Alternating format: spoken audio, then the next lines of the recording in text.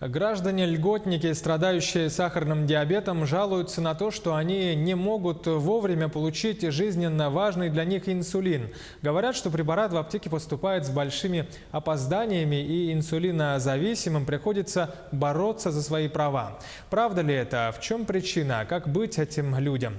Сюжет Кристины Якуповой. Сахарным диабетом Николай Дохин болеет 42 года. За это время понял, что сложность заболевания не в постоянном контроле уровня сахара, а в том, чтобы вовремя получить жизненно важный инсулин.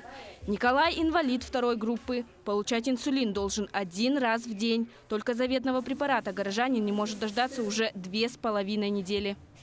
Но это сегодня 15 числа пообещали его привезти в аптеку. И то после, как говорится, бурных моих звонков.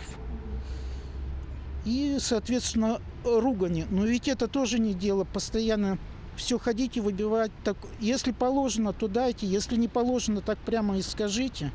Сегодня в Якутии 5000 больных диабетом. В региональном Минздраве отмечают, иногда возникают задержки при поставках инсулина.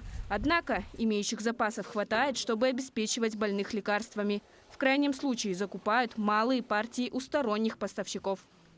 Общая оценка ситуации в республике по льготному лекарственному обеспечению отдельных категорий граждан стабильная, управляемая. Предусмотренные в 2018 году бюджетные средства поступили вовремя. Закупки осуществляются в полном объеме согласно заявкам медицинских организаций.